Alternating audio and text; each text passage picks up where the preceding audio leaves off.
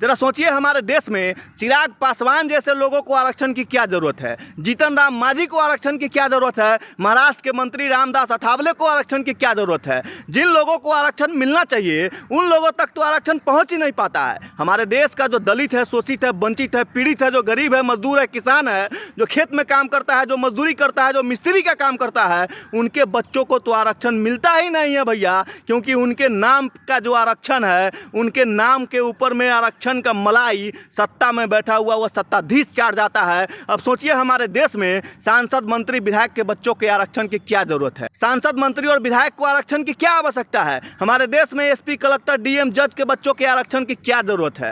सवाल आरक्षण का नहीं है, सवाल तो उन प्रतिभाशाली बच्चों का है जिसकी योग्यता को कुचल दिया जाता है, जो मेहनत करके भी खुद को पीछे खड़ा पाता है। -40 नंबर लाने वाले को डॉक्टर बना दिया जाता है और 90 नंबर लाने वाले को फेल कर दिया जाता है। 40 नंबर लाने वाला बच्चा सरकारी पदाधिकारी बन जाता है, लेकिन 90 नंबर लाने वाला बच्चा खुद को पीछे खड़ा पाता है। सवाल आरक्षण का नहीं है, सवाल तो योग्यता का है। जिस देश में योग्यता को कुचल दिया जाए भाई साहब, वो देश विश्व गुरु कैसे बन सकता है। हम बात करते हैं चीन, जापान और अमेरिका की, लेकिन जिस देश में योग्यता को कुचल दिया जाए, -40 वाले को डॉक्टर बना दिया जाए, 40 नंबर लाने वाले को सरकारी दफ्तर में पदाधिकारी बना दिया जाए और 90 नंबर लाने वाले प्रतिभाशाली बच्चों के योग्यता को कुचल दिया जाए, उसको पीछे के लाइन में खड़ा कर दिया जाए, तो भैया वो देश कैसे विश्वगुरु बन सकता है। जरा सोचिए मेरे भाई, जिस देश में आरक्षण की व्यवस्था सिर्फ और सिर्फ 10 साल के लिए की गई थी और उन लोगों के लिए किया गया था जो लोग दलित है, शोषित है, वंचित है, पीड़ित है, गरीब है, मजदूर है, किसान है, जो खेत में काम करता है, जो लेबर मिस्त्री का काम करता है,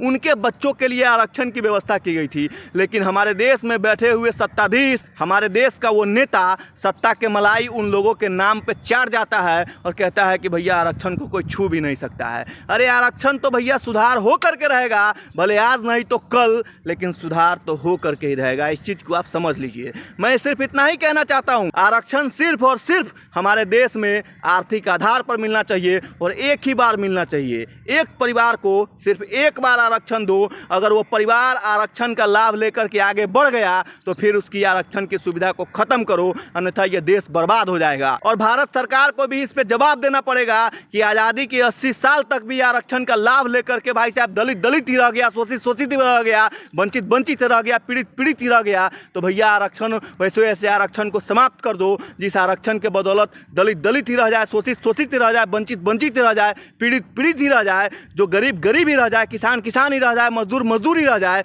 वैसे आरक्षण को इस देश से जड़ से खत्म कर दो। ये आरक्षण नहीं है, एक महामारी है। जिस आरक्षण से आज 80 साल में हमारे देश को आज़ाद हुए 80 साल हो गए, लेकिन आरक्षण के नाम पे भैया आरक्षण तो उन लोगों को मिल ही नहीं पाता है, तो वो लोग आगे कैसे बढ़ पाएगा। आरक्षण का मलाई तो वो लोग चाट जाता है जो सांसद, मंत्री, विधायक बना बैठा है। इसलिए जिन लोगों को लगता है कि भैया आरक्षण को कोई छू नहीं सकता है, तो याद रखना, आने वाले समय में आरक्षण को छूने को तो छोड़ दो भाई साहब, आरक्षण में सुधार भी होगा और आरक्षण उन लोगों तक पहुंचाया जाएगा जो लोग इससे वंचित है। और तुम जिस लोगों के नाम पे आरक्षण का मलाई चाटते हो और चाटते आ रहे हो, उसमें भी सुधार किया जाएगा। तुमको अब चाटने नहीं दिया जाएगा, आरक्षण का मलाई तुमको चाटने नहीं दिया जाएगा। अब बताइए, जीतन राम मांझी को आरक्षण की क्या जरूरत है, चिराग पासवान को क्या जरूरत है, जिसको 10 बीघा 5 बीघा जमीन है, बंगला है, गाड़ी है, उनको आरक्षण की क्या जरूरत है। आरक्षण की जरूरत तो भैया समाज में दबे कुचले लोगों को है, दलित शोषित वंचित पीड़ितों को है, गरीब किसान मजदूरों को है, जो मिस्त्री का काम करता है, जो लेबर का काम करता है, वैसे लोगों को आरक्षण की जरूरत है।